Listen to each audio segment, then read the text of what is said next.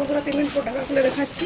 আলুটা অনেকটাই ভাজা হয়ে গেছে। এরপর এখানে দিয়ে দিচ্ছি কিছুটা টমেটো, দুটো বড় সাইজ টমেটো কেটে দিচ্ছি, আর দিচ্ছি 4টে কাঁচা লঙ্কা চিড়ে দিচ্ছি। ঝালটা আপনি যেভাবে খেতে পছন্দ করেন সেই অনুযায়ী লঙ্কাটা দেবেন। টমেটো দেওয়ার কারণে টমেটো থেকে যে জল বেরোবে সেই জলটাতে আলুটা সিদ্ধ হয়ে যাবে। পরে আরও ঢেকে দিচ্ছি, আবারও ফিরে আসছি 2-3 মিনিট পর।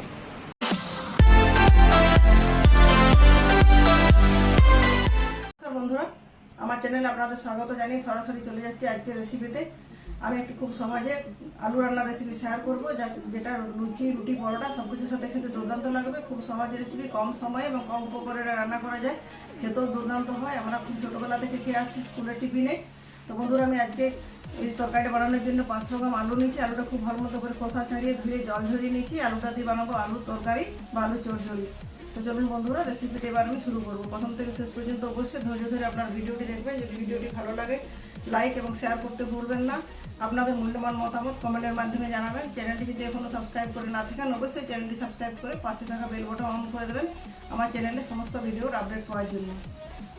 বন্ধুরা, রান্না শুরু করার জন্য একটা নিচে কড়াইটা গ্যাসের ওখানে বসিয়ে দিচ্ছি। গ্যাসটা জেলে দিচ্ছি। কড়াইটা গরম হয়ে যায়। গরম হয়ে গেলে কড়াইটা অটোমেটিক গরম হতে শুরু করেছে। গরম কড়াই দিয়ে দিচ্ছি সরষের তেল। সরষের তেলে রান্না করলে রান্নাটা খেতে খুব ভালো লাগে। এখানে 1.5 চামচের মতো সরষের তেল ব্যবহার করছি।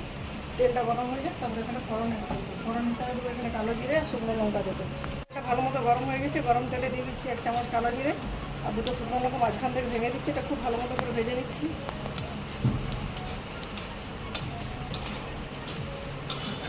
দেখুন বন্ধুরা, ফোড়নটা ভাজা হয়ে গেছে। ফোড়ন থেকে খুব সুন্দর একটা ফ্লেভার হচ্ছে। এরপর ধুয়ে জল ঝরিয়ে রাখা আলুটা এখানে দিয়ে দিচ্ছি।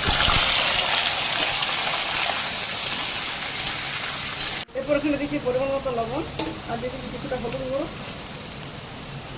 তারপর গ্যাসের ফ্লেমটা একদম লোতে দিয়ে ঢাকা চাপা দিয়ে রেখে দিচ্ছি। মাঝে মাঝে 2 মিনিট আমরা নাড়াচাড়া করবো। এবার লোতে রান্না করলে প্রথমত গ্যাসের খরচটা অনেকটা কমে যায়, আর মাঝে মাঝে নাড়াচাড়া করলে রান্নাটা খুব ভালো হয়। আলুটা সিদ্ধ হতে থাকে তাড়াতাড়ি আর পুড়ে যাওয়ার সম্ভাবনা অনেকটাই কম হয়। তো বন্ধুরা, ঢাকা দিয়ে দিচ্ছি। ফিরে আসছি 2 মিনিট পর। তখন বন্ধুরা 3 মিনিট পর ঢাকা খুলে দেখাচ্ছি। আলুটা অনেকটাই ভাজা হয়ে গেছে। এরপর এখানে দিয়ে দিচ্ছি কিছুটা টমেটো, দুটো বড় সাইজ টমেটো কেটে দিচ্ছি, আর দিচ্ছি 4টে কাঁচা লঙ্কা চিড়ে দিচ্ছি। ঝালটা আপনি যেভাবে খেতে পছন্দ করেন সেই অনুযায়ী লঙ্কাটা দেবেন। টমেটো দেওয়ার কারণে টমেটো থেকে যে জল বেরোবে সেই জলটাতে আলুটা সিদ্ধ হয়ে যাবে। পরে আরও ঢেকে দিচ্ছি, আবারও ফিরে আসছি 2-3 মিনিট পর। আরও 2 মিনিট পর ঢাকা খুলে দেখাচ্ছি। দেখুন আলুটা অনেকটাই সিদ্ধ হয়ে গেছে, নরম হয়ে গেছে। একটা খুঁটিয়ে দিচ্ছি, দেখাচ্ছি। দেখুন অনেকটা নরম হয়েছে, অর্ধেকটা সিদ্ধ হয়েছে। টমেটোটা অনেকটা সিদ্ধ হয়েছে। টমেটো জলে আলুটা সিদ্ধ হলো। প্রথমে 3 মিনিট, পরে 2 মিনিট, মোট 5 মিনিট ধরে আলুটা খুব ভালো মতো কষিয়ে নিয়েছি। এরপর এখানে দিয়ে কিছুটা ভাজা জিরের গুঁড়ো, শুকনো লঙ্কার গুঁড়ো এখানে ব্যবহার করছি না, অন্য কোনো মশলা আবার লাগছে না। দিয়ে দিচ্ছি পরিমাণ মতো জলটা দিয়ে খুব ভালো মতো মিক্স করে এটা 5 মিনিটের জন্য ঢেকে দিচ্ছি। সে সময়ের মধ্যে আলুটা মোটামুটি সিদ্ধ হয়ে যাবে। ফিরে আসছি 5 মিনিট পর। দেখুন বন্ধুরা, ফিরে এলাম 5 মিনিট পর। 5 মিনিট পর ঢাকা খুলে দেখাচ্ছি। দেখুন রান্নাটা পুরোপুরি কমপ্লিট হয়ে এসেছে। আলুগুলো সিদ্ধ হয়েছে কিনা দেখাচ্ছি। দেখুন উল্টিতে দেওয়ার সাথে সাথে আলুগুলো একদম গলে যাচ্ছে। তো আলুটা পুরোপুরি সিদ্ধ হয়ে গেছে, রান্নাটা কমপ্লিট হয়ে এসেছে। এরপর এখানে উপর থেকে সরিয়ে দিচ্ছি কিছুটা পরিমাণ ধনে পাতা। এটা অপশনাল, আপনি যদি খেতে পছন্দ করেন ধনে পাতা দেবেন, আর না পছন্দ করেন বা বাড়ি যদি না থেকে নাও নিতে পারেন। তো বন্ধুরা, ফিরে এলাম 5 মিনিট পর। ধনে পাতা দেওয়ার পর সবজিটা ঢেকে দিয়েছিলাম যাতে ধনে পাতার গন্ধটা সবজির চারদিকে ছড়িয়ে যায়। এখানে আমি 500 গ্রাম আলু দিয়ে রান্না করেছি, 4 জনের জন্য রান্না করেছি। আপনার পরিবারের সদস্যের সংখ্যা যদি বেশি হয় সেক্ষেত্রে আলুর পরিমাণটা আপনি কম বেশি করে নেবেন।